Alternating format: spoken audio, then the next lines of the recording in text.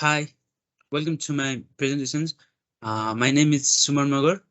I'm an advisor to the Prime Minister of Canada, and I'm here today to give you all the overview of current scenario of COVID-19 in Canada, and I'm here to answer the questions such as what is the current scenario, current conditions, what will be the best measures to prevent from it. So let's get started. For the data set, for the agenda, today I'll be covering the introductions, the brief summary of the COVID-19 scenario in this country, and the data analysis methods that I have went for to make the visualizations and analyzing the data. So, and at the end, I have also included some conclusions from the data that I have used, and I have provided some recommendations to it. So, talking about the data sets, I have used public health info base, which is available in Government of the Canada site. The main agenda of this presentation is whether government should resume masking or not. So, and in this presentations, I'll be using the provided data to picture in a simple manner in the form of visualizations using Power BI. This presentations covers weekly analysis of new cases and new death along with its correlations with each others. In the end, I believe this data can be helpful to eliminate any dilemma that government is currently facing, which is should Ontario citizens resume marking or not. And I have also included the recent trends and the characteristics of COVID cases in this presentations in the form of visualizations. So, uh, before going straight to the visualizations, I wanted to let you know that the data approach that I have went for. Uh, clearly, for the visualization, I have used one of the most powerful BI tools, Power BI, where I first load the raw data, which was obviously not clean and structured. So I transfer it and make it structured. I remove any unnecessary variables, transfer the data types as well as rename the columns, and also create the new measures such as average rate of new death and new cases per weeks.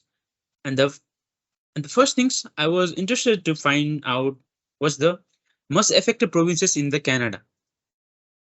In this whole presentation, I have used the Power BI functions visualization tools such as tree map, line chart, scatter plot, and bar graphs to show the details of the data. So moving into my first graph, we can see here at the top the total number of cases reported in Canada still has already crossed 500 millions and sadly around 7 million deaths. Here, what you are seeing is called a tree map. I have used the variable name as case rate per 100,000 populations data, due to which, despite of being the high populated provinces in Canada, the Ontario, it is in the 7th place in this graph. However, the Northwest Territories is leading the chart with 1,139 K, followed by the Prince Edward Island, which is, I believe, the least populated provinces in Canada. So, and moving into the next one, I have created a weekly dashboard of the new case rate, and the new death case of COVID-19 from the year 2020, 2021, and 2022. Here in the first line chart, we can see the significant rise in the new case per week in the month of January 2022 which slowly decrease in the end of the year. Similarly, in the right top of the dashboard, we can see some similar patterns in weekly death charts, where every beginning of the year, like in January, every beginning of the year, the number of deaths is increasing, and at the end of the year, it's decreasing. So we can find some trend here. Likewise, the two bar graphs at the bottoms shows the new cases and new death weekly per year, which we can see that each year the number is increasing. The left bottom bar graphs shows the top provinces in terms of new cases per year, and other one, this one shows the total number of deaths per week in the year of 2020, 2021, 2022. Here we can see every year the number of death is rising and rising. Similarly, in here, the Prince Edward Island top the groups with the most case rate between the year of 2020 and 2022. So moving into the next chart, I have created some correlation chart between the average death rate and the average case rate. So we can clearly see the positive correlation between them. That means as the number of new cases increases, so does the number of deaths.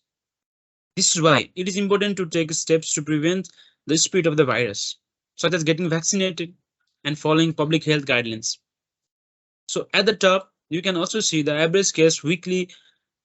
The average rise of case weekly is 570, and the average death weekly is 6. So that is why I have prepared some next chart that shows the COVID cases can be minimized using the vaccinations. Here we can minimize clearly. Here we can clearly minimize the new cases by using the vaccination. So the more vaccine means the less case. So let's dive into the conclusions and recommendations.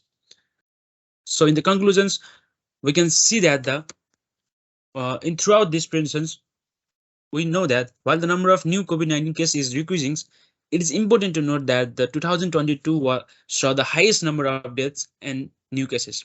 So it is strongly recommended that masks be reused to help prevent the spread of COVID-19.